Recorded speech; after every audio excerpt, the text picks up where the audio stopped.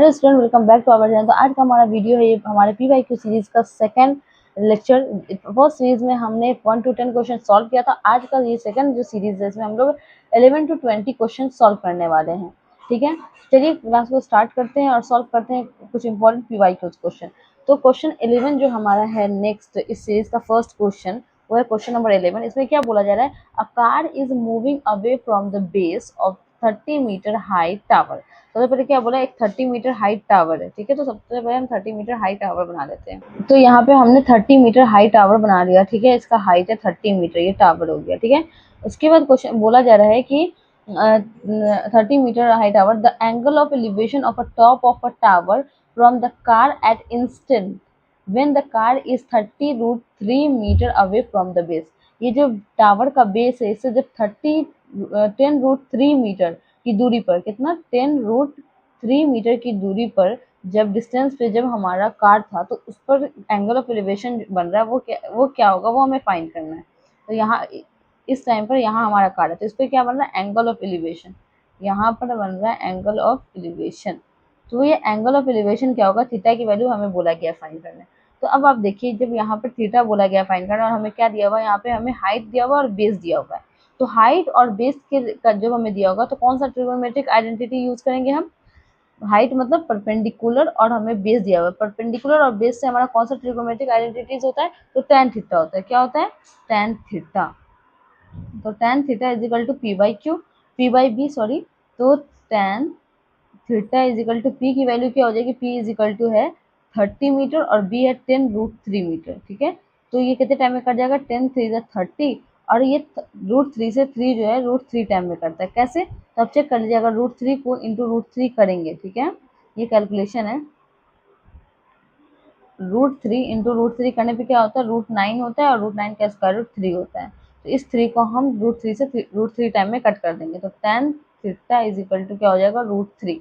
अब हमें थीटा की वैल्यू फाइंड करनी है, तो आपको पता होगा कि tan theta is equal to tan √3। √3 कब होता है, जब tan की वैल्यू हमारी होती है 60 डिग्री। ठीक है, तो यहाँ से tan से tan कैंसिल आउट हो जाएगा, तो थीटा इज इक्वल टू हो जाएगा 60 डिग्री। तो इस क्वेश्चन का आंसर क्या हो जाएगा, 60 डिग्री। क्वेश्चन पूछा था कि टावर जो है उस पर एंगल ऑफ एलिवेशन कितना बनेगा, तो ये हो जाएगा 60 डिग्री। ऑप्शन डी हमारा आंसर हो जाएगा। नेक्स्ट क्वेश्चन है क्वेश्चन नंबर 12। इसमें क्या बोला जा रहा है, इसमें बोला जा रहा है, if T P and P Q are two tangent of a circle with centre O. ठीक है, चलिए यहाँ बना लेते हैं। ये हमारा फर्स्ट क्वेश्चन हो गया। अब हमसे बोला जा रहा है क्वेश्चन में, एक सर्कल है, तो सबसे पहले हम सर्कल ड्रॉ कर लें। तो यहाँ हमने एक सर्कल ड्रॉ कर लिया जिसका सेंटर ओ है, और बोला गया है कि टीपी और टीक्यू एक टेंजेंट है। तो और उसके बाद बोला जाए कि टी जो है वो एक्सटर्नल पॉइंट है, बाहर में टी है, तो एक्सटर्नल पॉइंट हमने टी रख दिया, और टी से टीपी एक टेंजेंट बन रहा है और टीक्यू एक टेंजेंट बन रहा है, सेम ही पॉइंट से। तो यहाँ टी और यहाँ कहीं पे पी होगा। ठीक है, तो यहाँ से अगर टेंजेंट बन रहा है इस तरीके से, टेंजेंट वही होता है ना जो एक पॉइंट पे सर्कल को टच करता है ना। ये हो गया टीपी, और इसको बोल देंगे टी क्यू। तो ये हो गया क्यू और ये हो गया पी। तो टीपी टेंजेंट हो गया, टी क्यू टेंजेंट हो गया। फिर हमें बोल रहा है कि एंगल जो है angle P O Q 120 degree है। तो एंगल पी ओ क्यू कहाँ बनेगा, पी ओ क्यू मतलब ये, इसे हम जब इसे मिलाते हैं, ठीक है, इस तरीके से, तो ये एंगल की बात बोल रहा है कि ये 120 डिग्री है। तो हमें फाइंड करना है एंगल पी टी क्यू, ठीक है, पी टी क्यू, ये वाला एंगल हमें क्या करना है, फाइंड करना है। ये एंगल क्या होगा, इसकी वैल्यू हमें बोला गया है फाइंड करना है। ठीक है, तो चलिए यहाँ पे आपको दिख रहा होगा कि ये एक क्वाड्रिलेटरल बन गया है, 4 साइड वाला। तो क्वाड्रिलेटरल का सम ऑफ एंगल क्या होता है, 360 होता है। 360 सम ऑफ एंगल होता है क्वाड्रिलेटरल में। तो ये किसके बराबर हो जाएगा, एंगल टी प्लस में एंगल पी प्लस में एंगल ओ प्लस में एंगल क्यू। ठीक है, तो 30-60 डिग्री इज इक्वल टू में क्या होगा, एंगल टी हमें फाइंड करना है, और प्लस में ये आपको पता होना चाहिए कि एंगल पी जो है, पी एंगल यहाँ बन रहा है, तो आपको पता होना चाहिए जब टेंजेंट सर्कल को जिस पॉइंट पे टच करता है, वहां पे जो एंगल बनता है वो 90 डिग्री होता है, बिकॉज टेंजेंट जो होता है वो परपेंडिकुलर होता है सर्कल पर। सर्कल जो है टेंजेंट पे क्या होता है, परपेंडिकुलर होता है।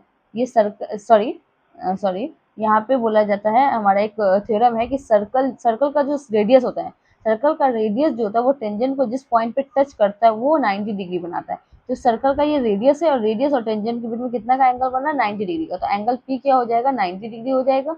उसी तरीके से एंगल ओ तो हमें गिवन है 120, तो यहाँ पे लिख देंगे 120, और एंगल क्यू भी 90 हो जाएगा, बिकॉज एंगल क्यू हमारा क्या होगा 90, बिकॉज यहाँ पे जो सर्कल का जो रेडियस है ओ क्यू जो है टेंजेंट पी क्यू को क्यू पॉइंट पे टच कर रहा है, तो जहाँ पर सर्कल का रेडियस टेंजेंट को टच करता है वहां पे 90 डिग्री बनता है, बिकॉज रेडियस जो होता है वो परपेंडिकुलर टू टेंजेंट होता है, इसलिए यहाँ पे ये भी 90 हो जाएगा और ये भी 90 हो जाएगा। अब लिख देते हैं 360 degree is equal to angle T plus में, सबको जब हम ऐड करेंगे तो 90 90 क्या हो जाता है 180, और 180 और प्लस में 120 जो हो जाएगा वो हो जाएगा 300, क्या हो जाएगा 300। तो angle T is equal to क्या हो जाएगा 360 माइनस 300, ये हो जाएगा 60 डिग्री। तो एंगल टी क्या हो जाएगा 60 डिग्री हो जाएगा, एंगल टी की वैल्यू क्या हो जाएगी 60 डिग्री। तो नेक्स्ट क्वेश्चन भी हमारा कंप्लीट होता है। चलिए आगे क्वेश्चन जो है हमारा क्वेश्चन नंबर 13 उसको सॉल्व करते हैं। क्वेश्चन में क्या गिवन है कि इन द गिवन फिगर, यहाँ पे हमें फिगर गिवन है, ठीक है। In the given figure P A is a tangent from an external point P, तो यहाँ पे बोला गया कि पी ए एक टेंजेंट है जो कि पी एक्सटर्नल पॉइंट, ए भी तो एक्सटर्नल हो सकता है, इसलिए बता दिया गया कि पी हमारा एक एक्सटर्नल पॉइंट है। To a circle with centre O, circle के साथ वो सेंटर ओ पे टच करता है, ठीक है। If angle P O B, मतलब एंगल पी ओ बी जो है पी ओ बी वो कितना है 125 डिग्री है, then the angle A O P क्या होगा, हमें ये बोला है, सॉरी ए पी ओ क्या होगा, एंगल पी हमें पूछा गया।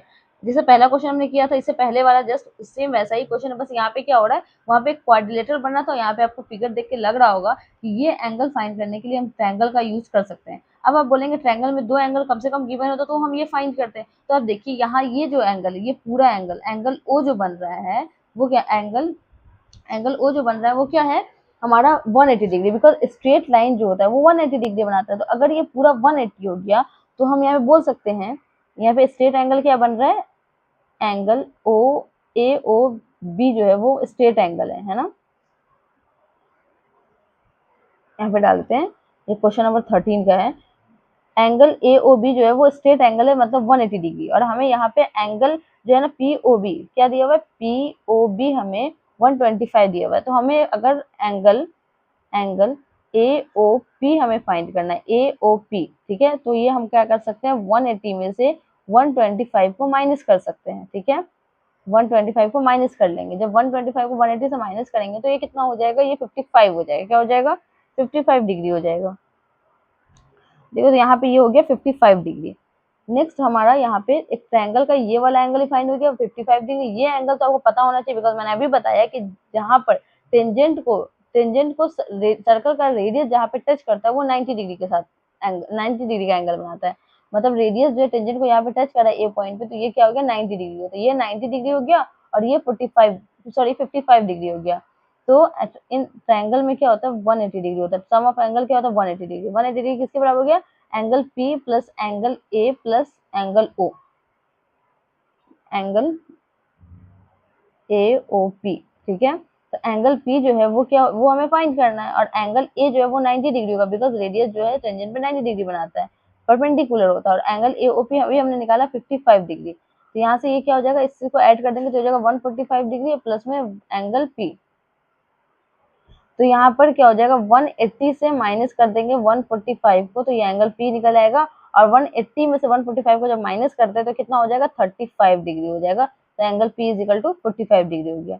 यहाँ पे हमारा क्वेश्चन नंबर 13 भी कंप्लीट होता है। नेक्स्ट क्वेश्चन हमारा क्वेश्चन नंबर 14, इसमें क्या बोला जा रहा है, the length of the arc of a sector of circle with radius 21 centimetre and central angle 60 degree, ठीक है। तो यहाँ पे हमें बोला जा रहा है ये भी circle area related to circle जो हमारा चैप्टर है उससे रिलेटेड क्वेश्चन है, ठीक है, उसका क्वेश्चन है यहाँ पे क्वेश्चन नंबर 14। यहाँ पे क्या बोला कि एक सर्कल है, ठीक है, सर्कल पे बोला जा रहा है कि यहाँ पे एक आर्क बन रहा है, आर्क का हमें क्या लेंथ फाइंड करना है, ठीक है। ये जैसे आर्क, इसे क्या बोलते हैं आर्क, जहाँ पे सेंटर से दो रेडियस जहाँ पे टच करता है उसके बीच का जो डिस्टेंस होता है उसे हम आर्क बोलते हैं, ठीक है, सरकमफेरेंस पे। तो यहाँ पे बोला जा रहा है कि जो एंगल बन रहा है ये एंगल हमें दिया हुआ है 60 डिग्री, ये एंगल हमें 60 डिग्री दिया हुआ है और ये रेडियस 21 है, तो हमें बोला इस आर्क का लेंथ फाइंड करो, तो आर्क के लेंथ के लिए हम कौन सा फॉर्मूला यूज करते हैं, इसके लिए फॉर्मूला होता है डिस्टेंस, और ये जो हमें इसका ये जो लेंथ फाइंड करना होगा length of arc is equal to क्या होता है, वो होता है लेंथ ऑफ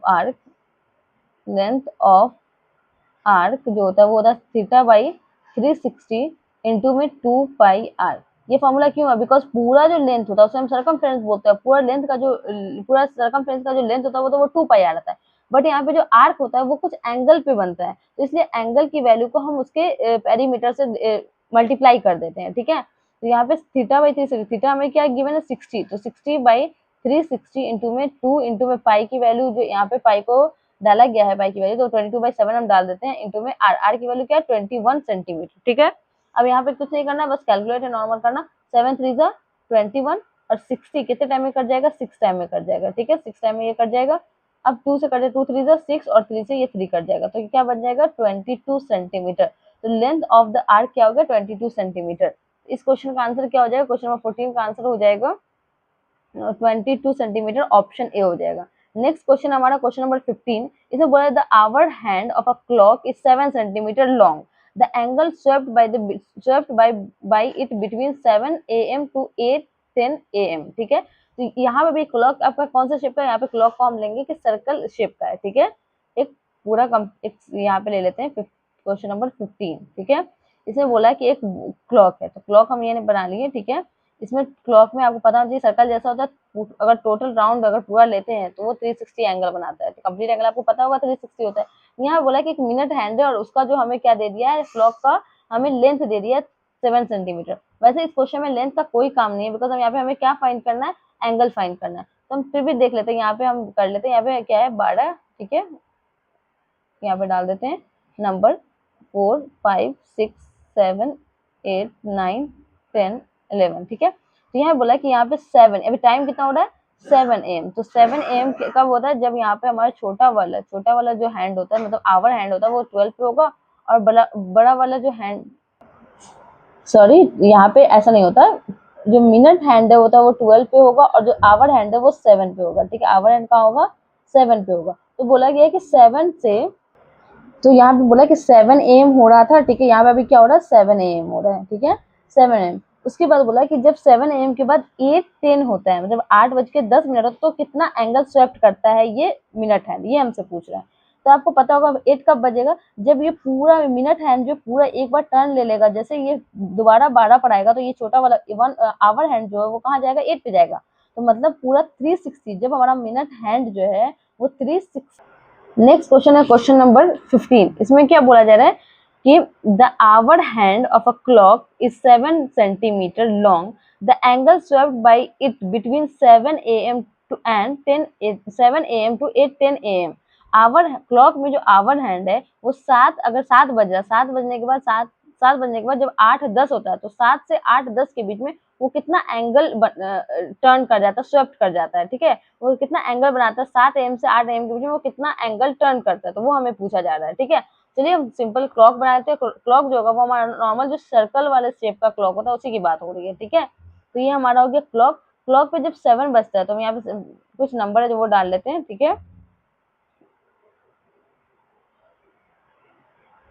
ये हो गया हमारा क्लॉक। अभी बोल रहा है कि 7 बजे, 7 कब बजे, जब हमारा आवर हैंड जो है वो 7 पे होगा और मिनट हैंड जो है वो 12 पे होगा। तो जब हमारा 7 हुआ, ठीक है, 7 से जब 8 बजेगा तो ये जो आवर हैंड है 7 से 8 पे जाएगा, बस यहाँ आएगा। अभी क्या हो रहा है 7 बज रहा है, 7 AM हो रहा है, अब यहाँ पे 8 जब 8:10 होगा तो ये वाला आवर हैंड यहाँ आ जाएगा, कहाँ आ जाएगा, आवर हैंड जो है हमारा वो यहाँ 8 पर आ जाएगा, और जो मिनट हैंड है वो कहाँ चला जाएगा, ये 18 यहाँ होगा, है ना, यहाँ होगा। तो हमें बस आवर हैंड के बारे में ये कितना एंगल स्वेप्ट करेगा, तो आपको पता होना चाहिए कि आवर हैंड जो होता है, आवर हैंड जो होता है वो 1 आवर में, ठीक है, वो टोटल एक दिन में एक, तो आवर हैंड जो है वो क्या करता है कि 1 घंटे में, मतलब टोटल ये जो 12 है, मतलब हर एक 12 घंटे में, टोटल 12 घंटे में वो कितना एंगल ट्रेवल करता है 360 करता है। तो 1 घंटे में क्या करेगा 1 आवर में वो 360/12, ठीक है 12, तो इसलिए कि 12 टाइम वो सेव करता है, चेंज करता है, यहाँ एक मतलब यहाँ आता है, दूसरे में तीसरी मतलब में, इसी तरीके से 12 मरतबा में ये 360 कवर करता है। तो 1 आवर में कितना एंगल कवर करेगा ये निकाल लेते हैं ऐसे, 12 3 36 और 0, तो मतलब 1 आवर में ये कितना कवर करता है 60 डिग्री एंगल कवर करता है, 60 डिग्री। बट यहाँ पे 1 आवर नहीं बोला, यहाँ पे 7 से 8 होने पे 1 आवर होता है, बट यहाँ पे 7 से 8 10 बोला है, तो 10 मिनट में कितना करेगा, तो वो निकालने के लिए हम लोग करते हैं कि अगर 1 आवर में ये 30 करता है तो 1 आवर में कितने मिनट होते हैं, 1 आवर में 60 मिनट होते हैं, तो 60 मिनट जो है, सॉरी 60 मिनट जो है वो 60 मिनट 30 डिग्री, ठीक है। 60 मिनट में 30 डिग्री कवर करता है, तो 1 मिनट में क्या करेगा, 30/60, तो हो जाएगा 1/2। मतलब कहने का कि आवर हैंड जो है वो 1 मिनट में 1/2 डिग्री कवर करता है, ठीक है। तो 10 मिनट में कितना करेगा, तो 10 मिनट में कवर करने के लिए इसको 10 से मल्टीप्लाई कर देंगे, तो 2 5 10। मतलब आवर हैंड जो है 1 घंटे में, आवर हैंड 1 आवर में 30 डिग्री कवर करता है, और 1 मिनट में, 1 मिनट में जो है hour hand half degree cover करता है। कितना कवर करता है, हाफ डिग्री। कितना, 1 मिनट में हाफ डिग्री कवर करता है, हाफ डिग्री। तो 10 मिनट में कितना करेगा, 10 मिनट में वो करेगा 5 डिग्री। तो टोटल 1 आवर में 30 डिग्री और 10 मिनट में 5 डिग्री, तो टोटल कितना एंगल कवर करेगा, 35 डिग्री कवर करेगा, ठीक है। ये क्वेश्चन थोड़ा डिफिकल्ट है। अगर आपको कुछ भी प्रॉब्लम होता है कोई, और यहाँ पे ऐसा लग रहा है कि कोई सा लाइन छूट रहा है या आपको दोबारा समझना है कोई सा पॉइंट, तो आप कमेंट कर सकते हैं, हम इसको दोबारा से अलग से एक शॉर्ट वीडियो बनाकर डाल देंगे, ठीक है। वैसे मैंने पूरा कोशिश किया आपको समझाने के लिए कि आपको बस इतना याद रखना कि आवर हैंड जो 1 घंटे में 30 डिग्री स्वेप्ट करता है, और 1 मिनट में हाफ हाफ डिग्री स्वेप्ट करता है। तो 1 मिनट में अगर हाफ करता है तो 10 मिनट में कितना करेगा, 5 डिग्री करेगा। तो 30 को 5 को ऐड कर देंगे तो 35 हो जाएगा। यहाँ हमारा क्वेश्चन नंबर 15 भी कंप्लीट होता है, ठीक है। नेक्स्ट क्वेश्चन हमारा क्वेश्चन नंबर 16। यहाँ पे बोला जा रहा है, क्वेश्चन नंबर 16 में the total surface area of a solid hemisphere of a diameter 2d। ये क्वेश्चन बहुत इजी है, डायरेक्ट फॉर्मूला बेस है। आपको सिर्फ ये सिंपल सा ये याद होना चाहिए कि total surface area of hemisphere होता क्या है। तो total surface area of solid hemisphere होता है 3πr², ठीक है, 3πr²। तो r की वैल्यू यहाँ पे क्या बोला, डायमीटर बोला गया 2d। तो आपको बस एक चीज याद होना चाहिए, ठीक है। फॉर्मूला मैंने अभी बताया कि हेमिस्फीयर का टोटल सरफेस एरिया होता है 16 का, क्या, total surface area, total surface area जो होता है वो 3πr²। और हमें बोला गया डी जो है वो डायमीटर, डायमीटर कितना है, 2d है, डायमीटर 2d है। तो r इज इक्वल टू हो जाएगा 2d/2, ठीक है। तो 2 से 2 कट जाएगा तो r इज इक्वल टू हो जाएगा d। तो यहाँ पे r की जगह पे सिंपल d हमें लगा देना। तो ये फॉर्मूला क्या हो जाएगा, 3 है, 3π, और r की जगह पे d का स्क्वायर, तो 3d² हो जाएगा, ठीक है। बहुत इजी क्वेश्चन था, फॉर्मूला बेस्ड था। तो क्वेश्चन नंबर 16 का आंसर क्या हो जाएगा, option A 3πd²। Next question है question number 17। If the mean and mode of a data are 12 and 21 respectively, then its median is। तो ये क्वेश्चन बहुत इजी है, सिंपल फॉर्मूला बेस्ड क्वेश्चन है। आपको पता होगा मीन, मोड और मीडियन में क्या रिलेशन है। तो हम आपको अगर नहीं आया तो मैं बता देती हूँ क्या होता है। इसका रिलेशन है कि मोड इज इक्वल टू क्या होता है, mode is equal to 3 median -2 mean, ठीक है। ये फॉर्मूला होता है, ये आपको याद होना चाहिए, ठीक है। तो यहाँ पे हमें बोला है कि मोड निकालने के लिए क्या, सॉरी आपको क्या यहाँ पे बोला गया, हमें बोला गया क्या है, then its median is, median हमें फाइंड करना है, और मीन और मोड गिवन है। क्या गिवन है, मीन गिवन है और मोड गिवन है। मीन हमें गिवन है 12, मीन क्या गिवन है 12, मोड गिवन है 21। तो जहां जहां पर जो दिया हुआ है वो हम डाल देते हैं, मोड की जगह पे 21 डाल देते हैं, इज इक्वल टू 3 मीडियन, ये हो जाएगा मीडियन -2 इंटू में 12, ठीक है। तो 21 is equal to 3 median, median minus में 24। तो यहाँ पे अब आगे बना लेते हैं, ठीक है। यहाँ पे हो जाएगा 21 और ये 24 इस साइड आएगा तो हो जाएगा +24 इज इक्वल टू 3 मीडियन। तो 24 और 21 को ऐड करेंगे तो क्या हो जाएगा, यहाँ पे 45 हो जाएगा, 45 इज इक्वल टू 3 मीडियन। तो मीडियन इज इक्वल टू क्या हो जाएगा, मीडियन इज इक्वल टू हो जाएगा 45 अपॉन में 3, 3 से कितने टाइम में कट जाएगा, 3 1 ज़ा 3, 3 5 ज़ा 15, मतलब हो जाएगा मीडियन इज इक्वल टू क्या हो जाएगा 15, मीडियन की वैल्यू क्या हो जाएगी 15। तो आपको बस सिंपल इस क्वेश्चन में क्या याद रखना है कि ये जो रिलेशन है मीन, मोड और मीडियन का रिलेशन याद रखना है। मोड इज इक्वल टू होता है, मोड इज इक्वल टू होता है 3 मीडियन -2 मीन, ठीक है। तो इस क्वेश्चन का आंसर हो जाएगा ऑप्शन सी 15, ठीक है। नेक्स्ट क्वेश्चन हमारा क्वेश्चन नंबर 18। इसमें क्या गिवन है, इसमें दिया हुआ है a dice is thrown once, probability of getting a number other than 3 is. एक डाइस को जब हम थ्रो करते हैं तो उसमें 3 के अलावा और नंबर आने की क्या प्रोबेबिलिटी है। तो आपको पता होगा कि डाइस में टोटल 6 आउटकम्स होते हैं ना, 1 to 6। तो अगर 3 नहीं आएगा तो उसके अलावा और क्या क्या आ सकता है, 1 आ सकता है, क्या क्या आ सकता है, फेवरेबल आउटकम क्या हो जाएगा, फेवरेबल आउटकम हो जाएगा 1 2 4 5 और 6। टोटल आउटकम कितने हो जाएगा 1 2 3 4 5। तो प्रोबेबिलिटी का तो फॉर्मूला ही होता है फेवरेबल आउटकम अपॉन में टोटल आउटकम। तो फेवरेबल आउटकम क्या हो गया 5, 1 2 3 4 5, बिकॉज 3 को हटा देंगे टोटल 6 होते हैं उसमें, और फिर 3 को हटाएंगे तो 5 ही बचेगा ना, तो 5 और टोटल आउटकम क्या है 6, तो 5/6 हो जाएगा इस क्वेश्चन का आंसर। ठीक है, इसमें फॉर्मूला बस यही है कि probability of getting other than 3 is favourable outcome upon में टोटल आउटकम। तो इस क्वेश्चन का आंसर हो जाएगा ऑप्शन सी 5/6। नेक्स्ट क्वेश्चन है हमारा क्वेश्चन नंबर जो बच रहा है वो 19 और 20, जो कि असर्शन और रीजन बेस्ड क्वेश्चन है। ठीक है, इसमें हमें फर्स्ट क्वेश्चन बोला जा रहा है 19 का, 19 जो कि असर्शन रीजन क्वेश्चन है। इसमें बोला जा रहा है the probability that a leap year has 53 Monday is 2/7। तो सबसे पहले तो हम देख रहे थे कि लीप ईयर जो होता है उसमें टोटल वीक कितने होते हैं। ठीक है, लीप ईयर जो होता है उसमें टोटल डेज होते हैं 366। अगर डेज 366 हैं तो इसमें वीक कितने हो जाएंगे, अगर जब इसको 7 से हम डिवाइड करते हैं तो 7 से कितने टाइम मिलेगा, 7 5 35। ठीक है, 1 इधर आ जाएगा, 7 2 14, तो मतलब 52 पॉइंट समथिंग कुछ आएगा। ठीक है, तो ये एग्जैक्ट नहीं कट रहा है, एग्जैक्ट 52 टाइम कट रहा है, तो टोटल वीक्स होंगे जो इसमें ये 52 वीक्स होंगे। उसके अलावा इसमें यहाँ पर जब हम 7 को 52 से मल्टीप्लाई करके चेक कर लेते हैं, ठीक है, तो 7 2 14, 1 7 5 35 36, मतलब 64। यहाँ पे 364 अगर होता तो ये एग्जैक्ट कट जाता, मतलब 52 वीक्स तो होंगे और कितने डेज एक्स्ट्रा है, 2 डेज एक्स्ट्रा है। ठीक है, अब 2 डेज एक्स्ट्रा है तो इसी में 2 मंडे हो सकता है। हमसे यहाँ पे क्या बोला कि यहाँ पे बोला जा रहा है कि इतने मंडे होने की प्रोबेबिलिटी 2/7 है, तो 52 मंडे होने की तो प्रोबेबिलिटी पूरी की पूरी है ही। अब दो जो दिन बचा, 2 एक्स्ट्रा डेज है, इसमें मंडे आने की प्रोबेबिलिटी क्या हो सकती है, तो इसमें यहाँ पर टोटल वीक कितने होते हैं 7 है ना, सॉरी टोटल डेज जो होते हैं वो 7 होते हैं। तो इस 2 दिन में कोई भी चीज 7 डेज में से कोई भी दिन आ सकते हैं। ठीक है, तो इसमें मंडे आने की प्रोबेबिलिटी कितनी हो सकती है, तो यहाँ पे 2 दिन एक्स्ट्रा बच रहा है, तो मंडे आने की प्रोबेबिलिटी जो हो जाएगी वो 2/7, मतलब 53 मंडे आने की प्रोबेबिलिटी जो होगी वो 2/7, फेवरेबल आउटकम 2 और टोटल आउटकम 7, मतलब 7 डेज होते हैं 1 वीक में। तो ये सही है, ये जो हमारा असर्शन है ये सही है। नेक्स्ट इसमें जो रीजन गिवन है, the probability that a non leap year has 53 Monday is 5/7। तो सबसे पहले देख लेते हैं कि नॉन लीप ईयर में कितने दिन होते हैं। नॉन लीप ईयर में 365 डेज होते हैं। जब इसको डिवाइड करेंगे 7 से तो ये कितने टाइम में लग रहा है, 5 टाइम।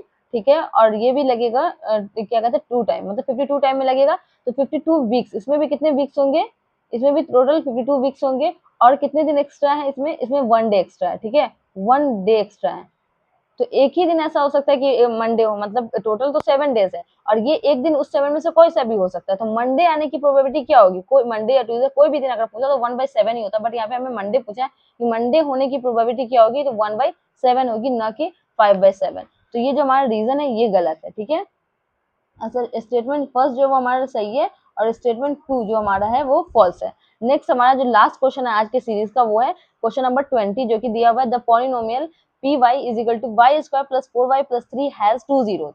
सही बात है, ये हमारा एक क्वाड्रेटिक पॉलिनोमियल, और क्वाड्रेटिक पॉलिनोमियल का जो जीरोस होता है वो 2 होता है, मतलब 2 वैल्यू आती है एक्स की। यहाँ पे y बोला गया वेरिएबल, तो y की 2 वैल्यू आएगी। सही है।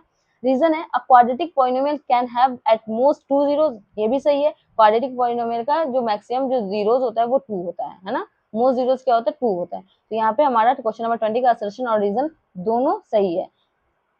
तो ये जो हमारा क्वेश्चन नंबर 19 और 20 था ये असर्शन रीजन बेस्ड क्वेश्चन था। तो इसका जो ऑप्शन होगा कैसे हम टिक करेंगे, उससे पहले हमें यहाँ पे गिवन है कि अगर हमारा असर्शन सही हुआ रीजन गलत हुआ तो हम लोग किस पे टिक करेंगे, ऑप्शन ए हो जाएगा। ऑप्शन क्या देख लेते हैं, both assertion and reason are true and reason is the correct explanation of the assertion. तो ये हो गया फर्स्ट। सेकंड है कि both assertion and reason are true but reason is not correct explanation of the assertion. Third है assertion is true but reason is false, और fourth है assertion is false but reason is true। तो first question जो question number 19 जो assertion वाला था उसमें मैंने बताया कि assertion तो सही है बट रीजन गलत है। तो इस क्वेश्चन का आंसर क्या हो जाएगा, assertion is true but reason is false, option C हो जाएगा। 19 के लिए क्या हो जाएगा, ऑप्शन सी।